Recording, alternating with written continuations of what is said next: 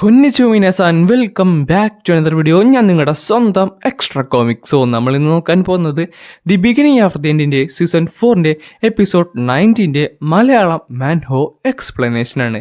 Guys, നിങ്ങളങ്ങനെ ഈ video ആദ്യമായിട്ടാണ് കാണുന്നതെങ്കിൽ ഇതിനു മുമ്പിട്ട് എല്ലാ വീഡിയോസും കണ്ടിട്ട് മാത്രമേ ഈ ഒരു പർട്ടിക്കുലർ വീഡിയോ കാണാൻ പാടുള്ളൂ. അതേപോലെ തന്നെ ഈ പേജ് ഇതുവരെ സബ്സ്ക്രൈബ് ചെയ്തിട്ടില്ലെങ്കിൽ ഇപ്പോൾ തന്നെ സബ്സ്ക്രൈബ് ചെയ്യാനും മറക്കണ്ട. കാര്യം കുറേ അധികം കൂട്ടുകാർ ഇപ്പോഴും അത് ചെയ്യാതെയാണ് നമ്മുടെ വീഡിയോസൊക്കെ സ്ഥിരമായിട്ട് വന്ന് കാണുന്നത്. അതേപോലെ തന്നെ ഈ വീഡിയോക്ക് ഒരു 1.5K ലൈക്സ് ഞാൻ ടാർഗറ്റ് ആയിട്ട് വെക്കുന്നുണ്ട്. നിങ്ങളെ കൊണ്ട് സാധിക്കുമെന്ന് എനിക്കറിയാം. അതുകൊണ്ട് ഇപ്പോൾ തന്നെ ഒരു ലൈക്ക് തരാനും താഴത്തെ ആ ഒരു ഹൈ ബട്ടൺ കൊണ്ട് അമർത്താനും മറക്കണ്ട. സോ നമുക്ക് നേരെ എന്തായാലും വീഡിയോയിലേക്ക് കടക്കാം. അങ്ങനെ ഈ ചാപ്റ്റർ തുടങ്ങുന്നിടത്ത് ആർത്തർ ആ ഗോളംസുമായിട്ട് ഫൈറ്റ് ചെയ്തുകൊണ്ടിരിക്കുകയായിരുന്നു. ഒത്തിരിയധികം ഗോളംസ് ഉണ്ടായിരുന്നു. എന്നാൽ ആർത്തറിന് അതൊന്നും വലിയ വിഷയമല്ലായിരുന്നു. അതുകൊണ്ട് തന്നെ അധികം സമയമൊന്നും വേണ്ടി വന്നില്ല. അവിടെ ഉണ്ടായിരുന്ന എല്ലാ ഗോളംസിനെയും ആർത്തറിന് ഡിഫീറ്റ് ചെയ്യാനായിട്ട്. എന്താ ഇനി എന്താണ് പ്ലാൻ? നീ എന്തായാലും ഇത് നന്നായിട്ട് ആസ്വദിക്കുന്നുണ്ടല്ലേ? എനിക്കെന്തായാലും നിന്റെ ഫിസിക്കൽ എബിലിറ്റിനെ പറ്റി കുറച്ചുകൂടെ അധികം പഠിക്കാനായിട്ടുണ്ട്. വിസ്റ്റം പറഞ്ഞു, നീ സത്യം പറഞ്ഞാൽ സോഡാണ് യൂസ് ചെയ്യുന്നത്. അത് മാത്രമല്ല കോഡ്രയുടെ ഭാഗത്തു നിന്ന് നിനക്ക് കുറച്ച് കോമ്പാക്ട് ഇതും കിട്ടിയിട്ടുണ്ടെന്ന്. ആ ടൈമിൽ തന്നെ ആർത്തർ വിറക്കുന്നുണ്ടായിരുന്നു. അല്ല, ഞാനൊന്ന് ചോദിക്കട്ടെ, ഈ തണുപ്പത്ത് ഞാൻ ഇങ്ങനെ തന്നെ നിൽക്കണോ? എനിക്ക് നിന്നെ കംപ്ലീറ്റ്ലി അനലൈസ് ചെയ്യാനുള്ളതാണ്. അതുകൊണ്ട് നീ ഉടുപ്പിട്ട് കഴിഞ്ഞാൽ എനിക്കതൊന്നും മനസ്സിലാകത്തില്ല. സോ തൽക്കാലത്തേക്ക് നീ ഇങ്ങനെ തന്നെ നിൽക്കണം. അതൊക്കെ അവിടെ നിൽക്കട്ടെ, ആദ്യം നിന്റെ പ്രൈമറി വെപ്പൺ ഒന്ന് കാണട്ടെ. നീ ഏതാണ് ബാറ്റിൽ യൂസ് ചെയ്യണമെന്ന്. ആ സമയത്ത് തന്നെ ആർത്തർ ഡയമെൻഷണൽ റിങ് യൂസ് ചെയ്ത് അവൻ്റെ ആ ഒരു വെപ്പൺ അങ്ങോട്ട് സമൺ ചെയ്തിട്ട് അവൻ്റെ കയ്യിലേക്ക് ഇട്ട് കൊടുക്കുന്നുണ്ട്. ഇത് കാണുന്നിടത്ത് അവൻ ചെറുതായിട്ട് ഒന്ന് സർപ്രൈസായി. എന്നിട്ട് പൊട്ടിച്ചിരിക്കാനും തുടങ്ങി.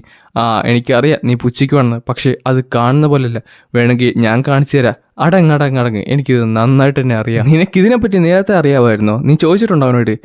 ഇല്ല, എനിക്ക് പക്ഷേ ചെറിയൊരു ഡൗട്ട് ഉണ്ടായിരുന്നു. ഞാൻ ഒരു കാര്യം പറഞ്ഞേക്കാം, നിനക്ക് എന്തായാലും അത് തുറക്കാൻ പറ്റത്തില്ല. കാര്യം അത് ഞാനുമായിട്ട് മാത്രമേ ബോണ്ട് ചെയ്തിട്ടുള്ളൂ. എനിക്ക് മാത്രമേ തുറക്കാൻ പറ്റൂ എന്ന് പറഞ്ഞ നെക്സ്റ്റ് സെക്കൻഡ് അവൻ തുറന്ന് അതവൻ്റെ കയ്യിൽ പിടിച്ചിട്ടുണ്ട്.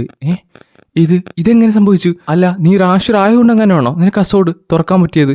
ആ ടൈമിൽ തന്നെ പുള്ളിക്കാരൻ കുറച്ച് ടെക്നിക്ക് അങ്ങോട്ട് യൂസ് ചെയ്തിട്ട് പറയുകയും ചെയ്യും. അല്ലടാ കൊച്ചുകുരുപ്പേ, കാര്യം ഈ സോഡ് ഉണ്ടാക്കിയതേ അത് ഞാനാണ്. ഡ്വാൻസ് ബാലഡ് എന്നായിരുന്നു ഈ സോഡിന്റെ പേര്. നീയാണോ സോഡ് മേഡ് ചെയ്തത്? എന്താ ഞാൻ പറഞ്ഞത് വേറെ ഏതെങ്കിലും ലാംഗ്വേജിലാണോ? അല്ല, നീ ആ സോഡ് ഫ്രോഡ് ചെയ്യുന്നത് തന്നെ ഇരിക്കട്ടെ, അതിങ്ങനെ ഡിക്കാത്തനിലേക്ക് എത്തി. സത്യം പറഞ്ഞാൽ ഈ ഡ്വാൻസ് ബാലഡ് എന്ന് പറഞ്ഞ് ഒരു എക്സ്പെരിമെൻ്റൽ വെപ്പണായിരുന്നു. ഇത് സത്യം പറഞ്ഞാൽ ഒരു ഫെയിലിയർ ആണോന്ന് ചോദിച്ചു കഴിഞ്ഞാൽ അല്ല, ഫെയിലിയർ ആണോന്ന് ചോദിച്ചു കഴിഞ്ഞാൽ ആണ് ആ ഒരു ഐറ്റം ആയിരുന്നു. അതുകൊണ്ട് തന്നെ ആ ബീസ്റ്റ് ഗ്ലൈഡേഴ്സ് വെച്ച് ഞാനിത് കളഞ്ഞിട്ട് പോകുന്നതാണ്. കാണാൻ വലിയ മേലുള്ള കാരണം ആരും എടുക്കുമെന്നൊന്നും ഞാൻ ഒട്ടും വിചാരിച്ചില്ല. എന്നാലും അത് നിന്റെ കയ്യിലേക്ക് എത്തി. അതിൻ്റെ ഓട്സ് എന്തുവാണ്? എന്നിട്ട് പുള്ളിക്കാനായിട്ട് ആ ഓട്സ് അങ്ങോട്ട് കാൽക്കുലേറ്റ് ചെയ്യാനായിട്ട് തുടങ്ങി. അല്ല, അപ്പോൾ നീ പറഞ്ഞ് ഈ ഡ്വാൻസ് ബാലഡ് എന്ന് പറഞ്ഞ് ഒരു ഫെയിലിയർ ആണെന്നാണോ? സത്യം പറഞ്ഞാൽ ഞാൻ എൻ്റെ ലൈഫിൽ ഇത്രയും ക്വാളിറ്റി ഇത്ര ഷാർപ്പായിട്ടുള്ള ഒരു സോഡ് യൂസ് ചെയ്തിട്ടില്ല. ആ കോംപ്ലിമെൻറ്റ് ഞാൻ എന്തായാലും എടുത്ത്. ഒന്നുമില്ലെങ്കിലും ഇത് ഞാൻ ഉണ്ടാക്കിയതല്ലേ. ഇത് ഫെയിലിയർ ആണെങ്കിലും നിങ്ങൾക്ക് ഇത് ഒരു പെർഫെക്റ്റ് ആയിട്ടുള്ള സോഡ് തന്നെയായിരിക്കും. ഇത് ഞാൻ എങ്ങനെ ഉണ്ടാക്കിയത്? 1 size ഫിറ്റ് ആയിട്ടുള്ളൊന്നും അങ്ങോട്ട് ഉണ്ടാക്കിയെന്ന് തോന്നുന്നു. എനിക്ക് തോന്നുന്നു ഞാൻ വെള്ളം അടിച്ചിരുന്നപ്പോൾ അങ്ങോട്ട് ഉണ്ടാക്കിയതാണ്. അത് മാത്രമല്ല ഇതിന് വലിയ ഷാർപ്നെസ്സും ഇല്ല, ഇത് വലിയ ഗുണമൊന്നുമില്ല. Nothing more nothing less. പക്ഷേ ഇതെന്തായാലും കുറച്ച് ഇൻട്രസ്റ്റിംഗ് ആയിട്ടുണ്ട്. എനിക്കും അതുപോലെയാണ് തോന്നണമെന്ന് വിസ്റ്റം പറയുകയും ചെയ്യും. അല്ല, അപ്പം നീ എന്താണ് ചിന്തിക്കുന്നത്? നീ അത് ചെയ്തു കൊടുക്കുവോ? അല്ല, നിങ്ങൾ എന്താണ് പറയുന്നത്? ആർത്തർ, ഞാൻ ഇവിടേക്ക് ഇതിനെ കൊണ്ടുവന്നതിൽ മെയിനായിട്ട് 2 ഉദ്ദേശമുണ്ട്. ഇവൻ്റെ ഭാഗത്ത് നിന്ന് നിനക്ക് അൺയൂഷ്വൽ ആയുള്ള പ്രാക്ടീസ് കോമ്പാറ്റ് ഒക്കെ നിനക്ക് പഠിച്ചെടുക്കാൻ സാധിക്കും. ആൻഡ് രണ്ടാമത്തെ കാര്യം എന്ന് പറയുന്നത്, അവൻ നിനക്ക് ഒരു സോഡ്, കുറച്ചുകൂടെ ബെറ്റർ ആയിട്ടുള്ള ഒരു സോഡ് വരുന്ന കോമ്പാക്റ്റിന് വേണ്ടി അവൻ ഫോർജ് ചെയ്ത് തരുന്നതായിരിക്കും. അപ്പോൾ നീ എനിക്കൊരു സോഡ് ഫോർജ് ചെയ്യാൻ പോവുകയാണോ? ഞാൻ ഫോർജ് ചെയ്യാറില്ല, ഞാൻ ക്രിയേറ്റ് ആണ് ചെയ്യുന്നത്. സത്യം പറഞ്ഞാൽ ലോഡ് ചെയ്യുന്നതിലേക്ക് ആദ്യത്തെ കാര്യം മാത്രമാണ് എന്നോട് പറഞ്ഞിട്ടുള്ളത്. രണ്ടാമത്തത് അത് എൻ്റെ ഒരു ഇതാണ്. ഞാൻ എന്തായാലും നോക്കട്ടെ. പക്ഷേ തൽക്കാലത്തേക്ക് ഇവൻ എൻ്റെ കയ്യിലിട്ട് ഇരിക്കുവാണ്. അല്ല, തൽക്കാലത്തേക്കാ? അപ്പം തിരിച്ചു തരത്തില്ലേ? ഡ്വാൻസ് ബ്ലേഡ് എന്ന് പറയുന്നത് സത്യം പറഞ്ഞാൽ ഒരു ഷാർപ്പ് ടൂളായിരിക്കും. പക്ഷേ അത് നിന്നെ ചൂസ് ചെയ്ത് കഴിഞ്ഞു. അതുകൊണ്ട് ഞാൻ എന്തായാലും ഇത് കൊണ്ടുവരാനൊന്നും പോകുന്നില്ല. എന്തായാലും ഞാൻ തിരിച്ചു തരാം. തൽക്കാലത്തേക്കെന്ന് പറഞ്ഞിട്ട് പെട്ടെന്ന് അവൻ നിലത്തുനിന്ന് ഒരു സോഡ് അങ്ങോട്ട് ക്രിയേറ്റ് ചെയ്തെടുക്കും. എന്നിട്ട് ആർത്തൻ്റെ കയ്യിലേക്ക് ഇട്ട് കൊടുക്കും. ഇത് നിനക്ക് ട്രെയിനിങ് യൂസ് ചെയ്യാം. ഞാൻ നിന്റെ മെഷർമെൻറ്റ്സും ബാക്കിയുള്ള കാര്യങ്ങളൊക്കെ അനുസരിച്ചാണ് ആ സോഡ് യൂസ് ചെയ്തിട്ടുള്ളത്. ആർത്താട്ടെ അതൊന്ന് പരീക്ഷിച്ച് നോക്കുന്നുണ്ട്. അതാട്ടെ പെർഫെക്റ്റും ആയിരുന്നു. അല്ല, അപ്പോൾ സോഡ് നിനക്ക് എപ്പോൾ വേണമെങ്കിലും ഇങ്ങനെ സമൺ ചെയ്യാനായിട്ട് പറ്റുമോ? അതുകൊള്ളാം. ഞാൻ ചെയ്ത പല കാര്യങ്ങൾ വെച്ച് നോക്കിയിട്ടും നീ ആ കാര്യത്തിൽ മാത്രമാണ് സർപ്രൈസ് ആയിട്ടുള്ളത്. ഒരു കാര്യം ചെയ്യ്, ആ ഡ്രാഗൺസ് ഫെതർ അതിങ്ങോട്ട് തരാൻ നോക്ക്. അത് നിനക്ക് വേണോ? നീ എല്ലാ സമയത്തും ഇങ്ങനെ ക്വസ്റ്റ്യൻ ചോദിച്ചുകൊണ്ടിരിക്കുവോ? അതിങ്ങോട്ട് തരാൻ നോക്ക്. ആർത്തർ അങ്ങനെ മനസ്സിലോടെ അതെടുത്ത് കൊടുക്കുന്നുണ്ട്. ആ ടൈമിൽ അവന്മാർ പോകുകയും ചെയ്യും. എന്നിട്ട് പറയുകയും ചെയ്യും, ഞാൻ കേട്ടത് ലെസർ ബീയിങ്സിന് ഞങ്ങളെക്കാൾ കൂടുതൽ റെസ്റ്റ് വേണമെന്നാണ്. അതുകൊണ്ട് മാറി റെസ്റ്റ് എടുക്കാൻ നോക്ക്. അല്ല അപ്പം നമ്മളെല്ലാവരും ഇവിടെയാണോ തങ്ങാൻ പോകുന്നത്? നമ്മളെല്ലാവരുമോ? ആര് പറഞ്ഞ് നമ്മളെല്ലാവരും ആണെന്ന്? വിസ്ഡത്തിനും എനിക്കും കുറച്ചധികം പണിയുണ്ട്. നീ ആയിരിക്കും ഇവിടെ നിൽക്കാൻ പോകുന്നത്. അതുമാത്രമല്ല വാറിൽ നിനക്ക് എന്തായാലും പഞ്ഞിമെത്ത കിട്ടാൻ പോകുന്നില്ലല്ലോ. അതുകൊണ്ട് നീ മര്യാദക്ക് അവിടെ മാറി കിടക്കാൻ നോക്ക്. ആർത്തർ നീ റെസ്റ്റ് എടുത്തോ. ശരിയാ, ഒരു ഗുഡ് നൈറ്റ് എന്ന് പറഞ്ഞുകൊണ്ട് അവരവിടുന്ന് പോകുന്നുണ്ട്. കോപ്പ്. അങ്ങനെ ആർത്തർ ടെമ്പററി ഒരു ഹട്ട് അവിടെ ക്രിയേറ്റ് ചെയ്തിട്ടുണ്ട്. എന്നിട്ട് അവിടെ കിടക്കുവാണ്. പെട്ടെന്നായിരുന്നു അവൻ ചാടി എണീറ്റത്. നോക്കാൻ നിർത്താട്ടെ അവിടെ ഫുൾ ഒരു കുലുക്കം ഉണ്ടായിരുന്നു. ആർത്തറാട്ടെ ആ ഒരു ടെമ്പററി ബെസ്റ്റ് ഡിസ്ട്രോയ് ചെയ്യുന്നുണ്ട്. നെക്സ്റ്റ് സെക്കൻഡ് ബാക്കിൽ കൂടെ ഒരു വലിയൊരു അറ്റാക്ക് അങ്ങോട്ട് വന്നിട്ടുണ്ട്. ആർത്തറാട്ടെ അത് ഡോഡ്ജിട്ട് തിരിച്ച് അതിനങ്ങ് അറ്റാക്ക് ചെയ്യും. അപ്പോൾ മുകളിൽ നിന്നുകൊണ്ട് അവൻ പറയുകയും ചെയ്യും, യുദ്ധം എപ്പോൾ എവിടെ വെച്ച് വരുമെന്ന് ഒരിക്കലും പറയാൻ പറ്റത്തില്ല. അതുകൊണ്ട് തന്നെ നീ ഏത് സമയത്ത് ഒരു ബാറ്റിൽ ചെയ്യാനായിട്ട് തയ്യാറായിട്ട് വേണം ഇരിക്കാൻ. ഈ സമയത്ത് ആർത്തറിൻ്റെ ഫ്രണ്ടിൽ ഒത്തിരിയധികം കോളംസ് വീണ്ടും വന്നിട്ടുണ്ട്. അപ്പോൾ തുടങ്ങിക്കോ, വീണ്ടും ഉടുപ്പൂരിക്കോ. നിനക്ക് ശരിക്കും വട്ടാണെന്ന് പറഞ്ഞിട്ട് ആർത്തർ ആ ഉടുപ്പൊക്കെ ഉരുട്ട് വീണ്ടും അവിടെ ഫൈറ്റ് തുടങ്ങുവാണ് ആ ഗോളംസോട്ട്.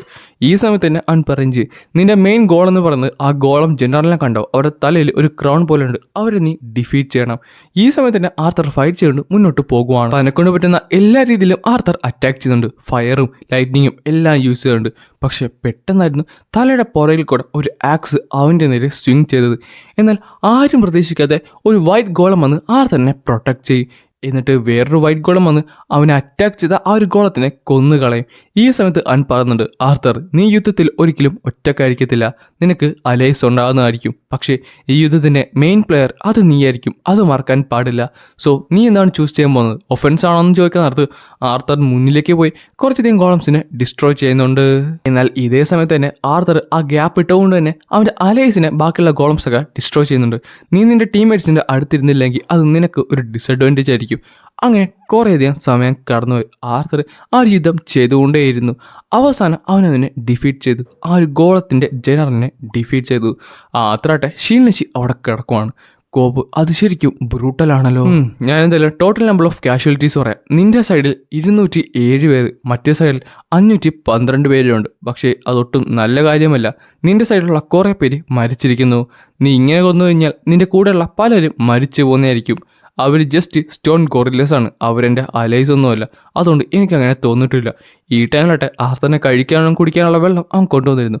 ആർത്തറാട്ടെ അത് കഴിച്ചിട്ട് പറയുകയും ചെയ്യും, എനിക്ക് അവരോട് എമ്പതിയൊന്നും ഇതുവരെ തോന്നിയിട്ടില്ല. അവരുടെ ടീമാണെങ്കിലും കൊള്ളാം, അല്ലെങ്കിലും കൊള്ളാം. അങ്ങനെയാണല്ലേ, ഒരു കാര്യം ചെയ്യും, നീ മാറിക്കിടന്നോ. നാളെ എന്തായാലും നിനക്കൊട്ടും ഈസിയർ ആയിരിക്കത്തില്ല, അത് ഞാൻ എന്തായാലും വാക്ക് തരുന്നു.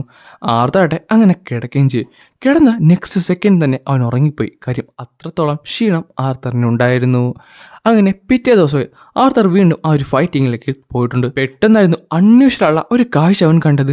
അതൊരു ഹോണായിരുന്നു, ഒരു കറുത്ത ഹോൺ. അതേപോലെ തന്നെ അത് ചിരിക്കുന്നുണ്ടായിരുന്നു ആർത്തറിനെ നോക്കി. കാര്യം അവൻ്റെ കയ്യിലാട്ടെ ടെസ് ഉണ്ടായിരുന്നു. ടെസ്സിൻ്റെ കഴുത്തിൽ പിടിച്ച് ഞെരുക്കിക്കൊണ്ട് ആർത്തറിൻ്റെ തൊട്ട് ഫ്രണ്ടിൽ അവൻ നിൽക്കുവാണ്. നമ്മുടെ ടെസ്സാട്ടെ നന്നായിട്ട് സ്ട്രഗിൾ ചെയ്യുന്നുണ്ട്. ആർത്തറാട്ടെ ആ ഒരു കാഴ്ച കൊണ്ട് സ്തംഭിച്ച് നിന്നുകൊണ്ടാണ് ഈ ഒരു ചാപ്റ്റർ ഇവിടെ അവസാനിക്കുന്നത്.